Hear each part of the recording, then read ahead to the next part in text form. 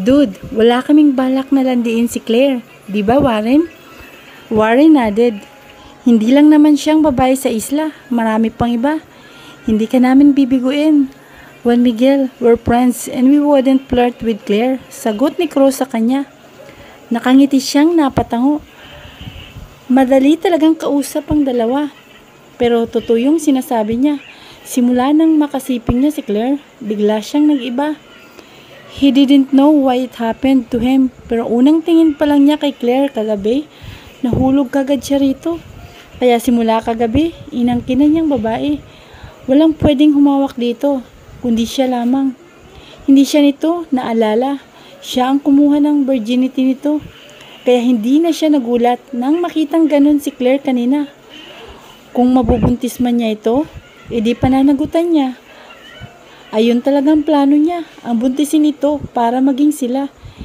Hindi ito normal para kay Juan Miguel, ang mahulog sa isang babae ng ganung kadali. And if she asked you who the virginized her, just don't answer her. Ako ang kumuha ng virginity niya at wala nang iba. Magsinungaling kayo. May oras para malaman ni Claire ang totoong nangyari. Pati kina Alexa, sabihin nyo na wag magsasalita tungkol sa nangyari sa amin ni Claire. Bakit ayaw mong umamin na lang kay Claire? Tanong ni Warren. Umiling siya. Nagbanta siya sa kung sino man ang kumuha ng virginity niya. Ayaw kong magalit siya sa akin kapag nakilala na niya ako. Kaya mas pipiliin ko na lang na wag sabihin. Naiintindihan niyo ba ako? Cross and Warren nodded. Yes, we understood you. Sabay pang sagot ng dalawa. Mabuti naman. Kung ano ang sinasabi ko sa inyo, sabihin niyo na rin kay Bernard. That man, may bukol na nga.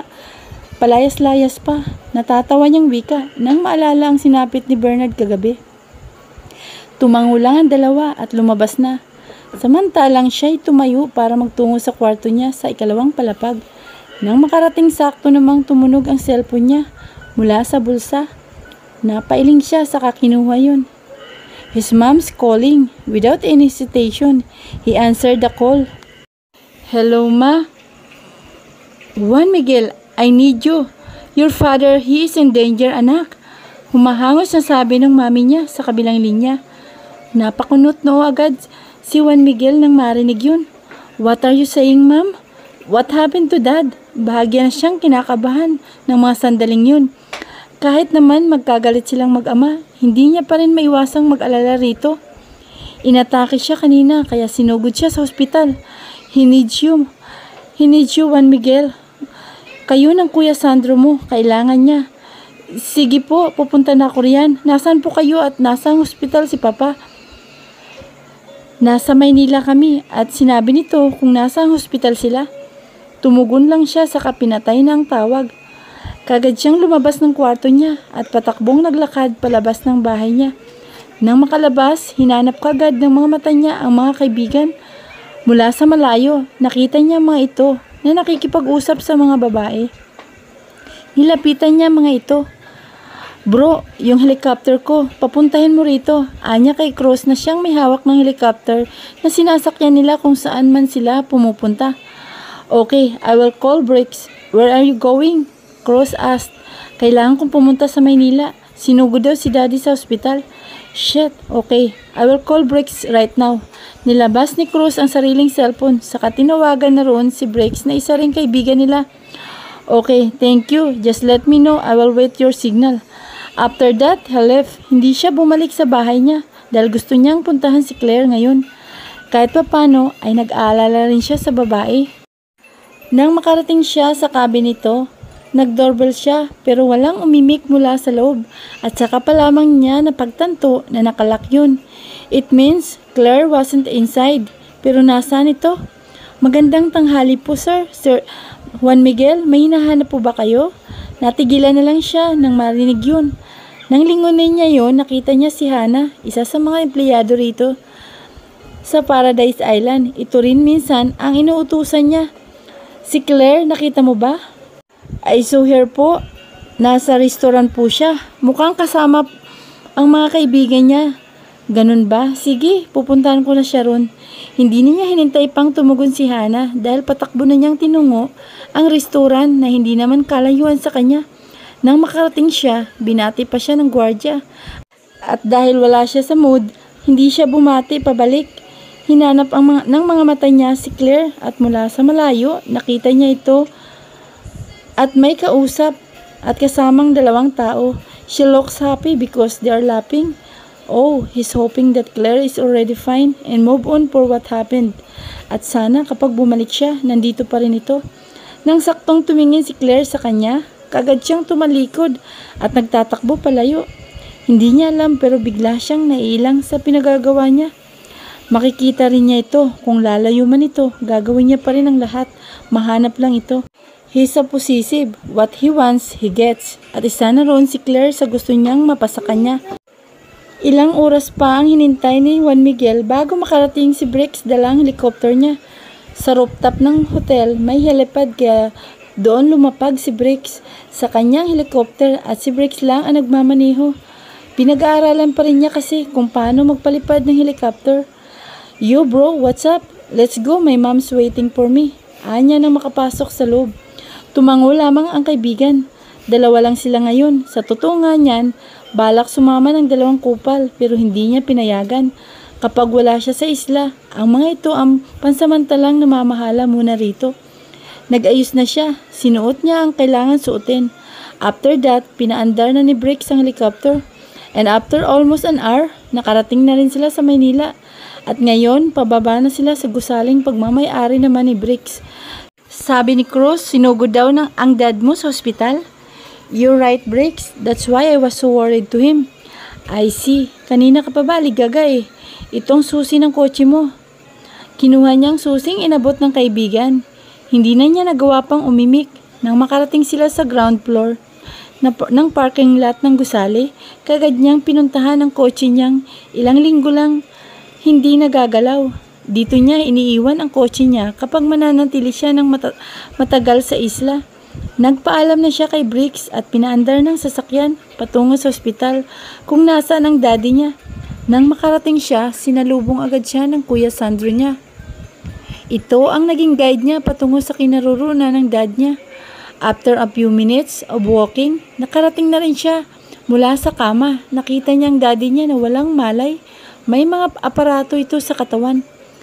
Kumusta na siya, ma'am? Tanong niya nang makalapit na sa mami niya. Sabi ng doktor, nasa critical na kalagayan ng daddy mo, anak. Baka mawala siya anumang oras na wag naman sana. Hindi ko kakayanin kapag nawala siya.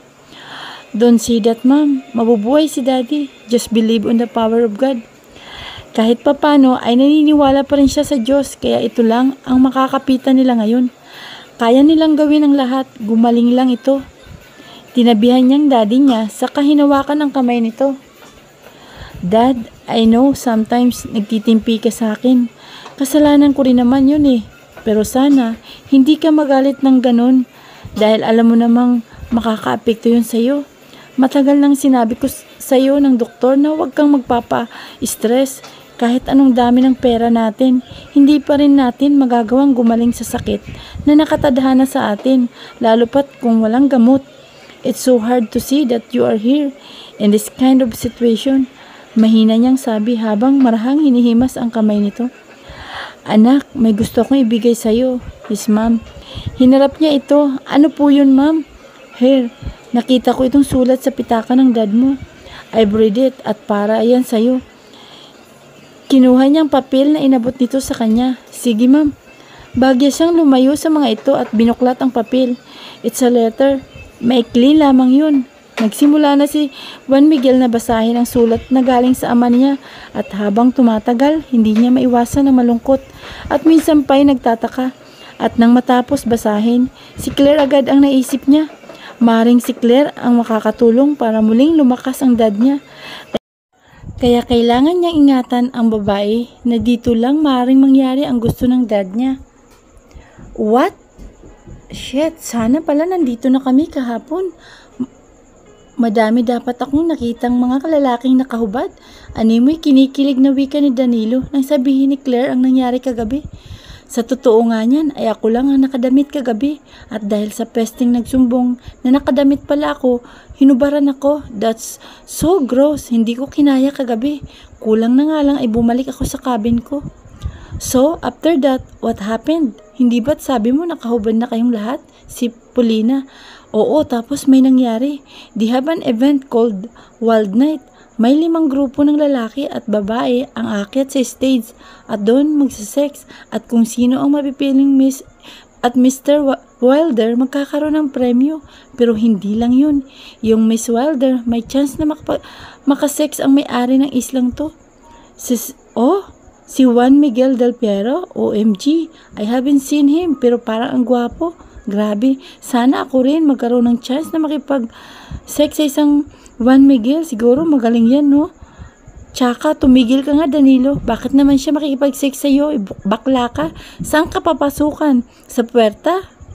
Nakakadiri yan. Hoy, lokang Paulina. Iba na ang panahon ngayon. Kung alam mo lang, nakairap na sabi ni Danilo. Nangunot ang noo niya. Juan Miguel del Piero, ang pangalan na may-ari ng islang to? Animo wala sa sarili niyang tanong nang bigla siyang may ma-realize. Sabay na tumango ang dalawa. Oo, hindi mo ba alam? Tanong ni Paulina. Hindi siya nakaimik. Kaya pala parang pamilyar ang pangalan ni Juan Miguel dahil ito nga yung narinig yung pangalan mula sa babae kahapon. Kung si Juan Miguel ang may-ari ng isla, baka ito ang kumuha ng virginity niya kagabi. But Claire isn't sure dahil yung Juan Miguel na kilala niya ngayon ay mukhang mabait. Baka ibang Juan Miguel to. Oo, naguguluhan siya.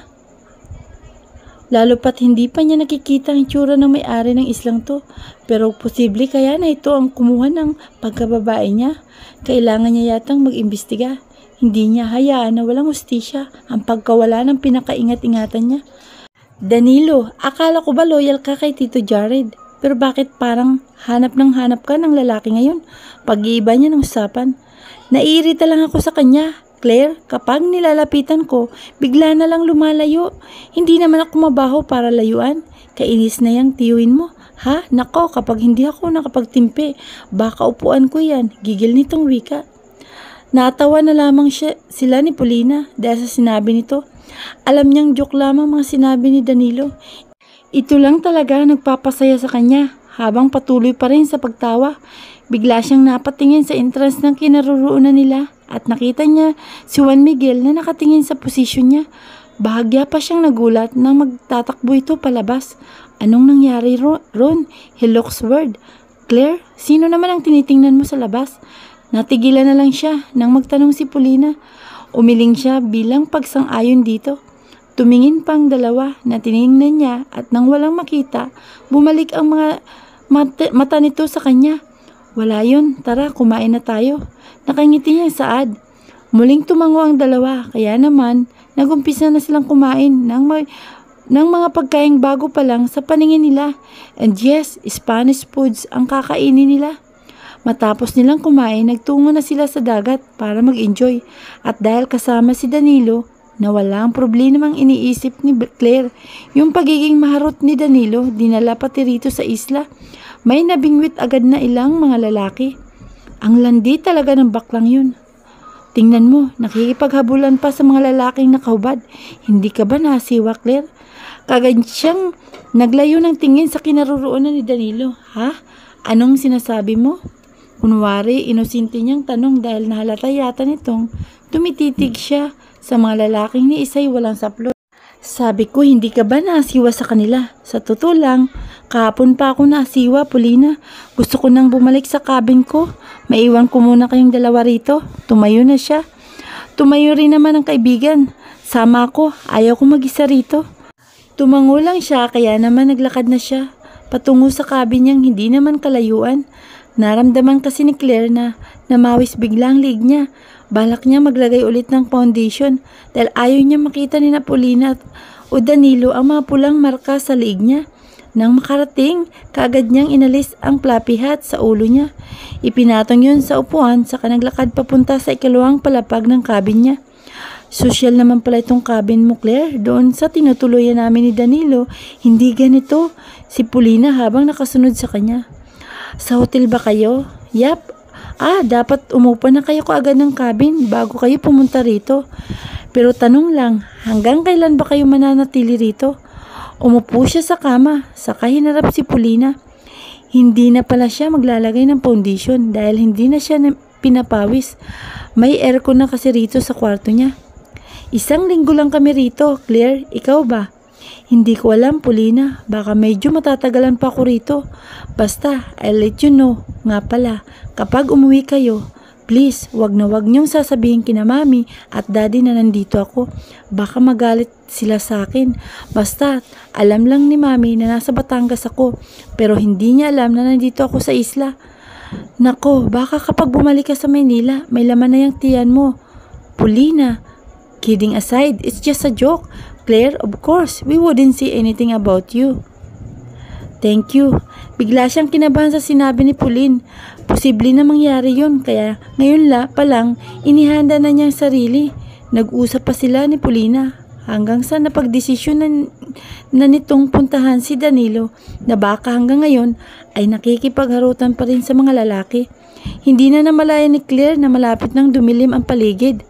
Ang bilis ng oras, nasa mood siya ngayon, kaya napagdesisyon na niya magluto na makakain niya. Nagsimula na siyang magluto at habang abala ay biglang may nag-doorbell. Kaagad niyang pinuntahan yun at binuksan ang pinto pero wala siyang nakitang tao. She's about to close the door nang biglang may nasagi siya sa ibaba. Dahan-dahan niyang tiningnan yun at mula sa lapag may nakita siyang isang rosas. Kinuha niya yun. It's a fresh picked rose. Curiosity kills her that moment. Sinubukan niya pang hanapin ang nagbigay nun pero wala na siyang nakitang tao bukod sa mga taong nasa dagat. Kibit-balikat siyang bumalik sa loob saka inilagay sa walang laman na vase ang bulaklak. Sino naman kaya nagbigay nun? Sunod-sunod na lang siyang napapailing at hindi na iniisip yun. Baka kasi pinaglalaroon lang siya. Nagpatuloy na siya sa pagluluto at nang matapos, kumain na rin siya. After eating her dinner, she washes the dishes. She's about to go in second floor when someone knocked on the door. Nagtataka niyang pinuntahan yun at binuksan. Ikaw? Yes, it's me, Claire. What are you doing here, Crows? Yes, ito yung lalaki na kilala niya kahapon. May nagpapabigay nito sa'yo mula sa likod nito. May inilabas itong isang box cake. Sa labas pa lang ng kahon, nalaman na agad niya ang laman nun sa loob. Sino naman? Nagtataka niyang tanong. I don't know, Claire. Just accept this para makalis na ako. Ani mo'y aligagang saad nito sa kainabot sa kanya ang box. Wala siyang nagawa kundi ang kuhanin niya yun. Nang mapasa kamay na niya ang box, kagad na tumalikod si Cruz at dalidaling umalis.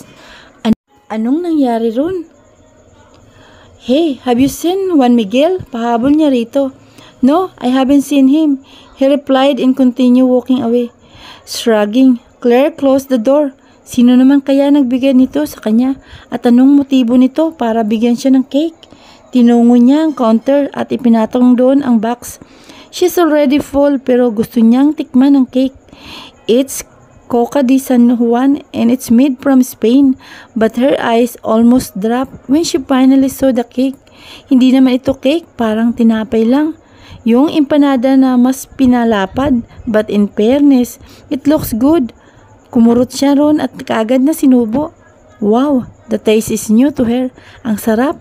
Mula sa isang kurot, nasundan pa yun ng ilang bisis at hindi na namalaya ni Claire na naubos na niyang kalahati ng cake. Kaya naman, busog siyang naglakad patungo sa ikalawang palapag para mamahinga na kahit maaga pa naman. Ngunit sadyang mapanlin lang ang tadhana na kung kailan pa upo na siya sa kama, bigla namang may nag-doorbell. She rolled her eyes for several times at bumaba na. She took a deep sigh and opened the door at mula sa harap niya may nakatayang isang lalaki. He's naked, totally naked, as in, he has no any clothes on his body. Tapos may hawak pang alak. Yung talong nito, aktibo, OMG. Kaagad niyang inangat ang mukha sa lalaki at inisitong tiningnan. And what are you doing here? Bernard? Oo, si Bernard ang lalaki. Please, Claire, let me pack you. Pumasok ito. Kaya wala siyang nagawa kundi ang umatras na naman. Sinarado pa nitong pinto. Lumagok sa boting hawak saka nagpatuloy sa paglalakad. Samantalang si Claire ay natigilan na lang nang mapasandal siya sa kahoy. Are you crazy, Bernard? Mahiya ka nga. Yang bibig mo, napakabastos. Kapag ako nakauwi, isusumbong kita kay Dad. Natigilan na lang siya sa pagsasalita ng takloban ni Bernard. Ang bibig gamit ang palad nito. Dumikit ito sa kanya at walang hiya pang itinuon ang noo sa kanya.